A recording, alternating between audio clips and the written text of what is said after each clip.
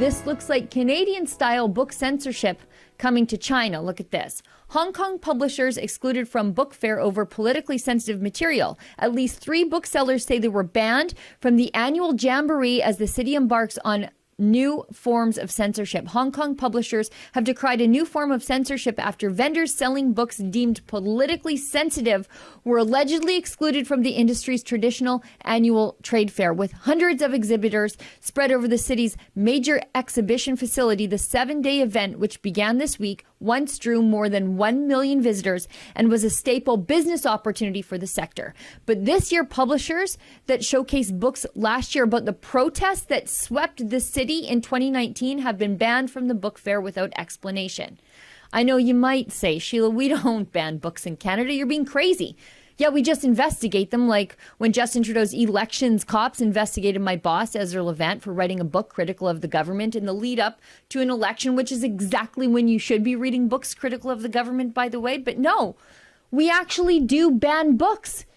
And no one really bats an eye about it because politics. True North journalist Andrew Lawton wrote a best-selling book that was a bestseller in multiple categories before it was even released. It's called The Freedom Convoy, the inside story of 3 weeks that shook the world. And it's about those anti-Trudeau Freedom Convoy protests that landed in the city of Ottawa and remained peacefully there for nearly 4 weeks before, as I explained earlier, Justin Trudeau used a Chinese-style security law to round up political dissidents like Tamara Leach and seize their assets.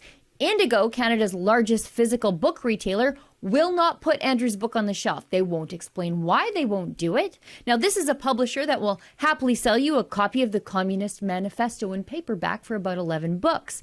A book that laid the groundwork for the deaths of millions of people worldwide. Chapters Indigo will also sell you a copy of Mein Kampf, written by Hitler. But the subject matter of Andrew Lawton's book, his firsthand reporting on the Freedom Convoy, well, that might be just a little too touchy for these people.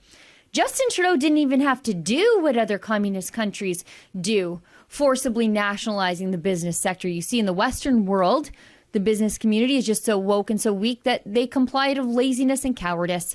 They know the rules without even being told. It makes me wonder if someday some idiotic generational Chinese politician will say that Canada is the authoritarian bully that he really admires.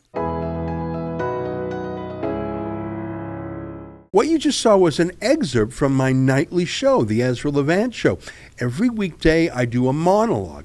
Usually it's about half an hour. Then I interview an interesting guest, and then we read my hate mail or my fan mail, whichever is more fun. It's only available behind a paywall, though. That's how we pay our bills here at Rebel News. We don't take a dime from Justin Trudeau. But the good news is it's only $8 a month, about half the price of Netflix. And in addition to my nightly show, you also get weekly shows from 4 other friends here at Rebel News. So you're getting 36 shows a month just for $8. I think it's worth it. And even if you're not quite sure, do it anyways, because we rely on viewers like you to keep us free and independent. I promise you I'll never take a dime from Trudeau. Just go to rebelnewsplus.com and click subscribe. Thanks.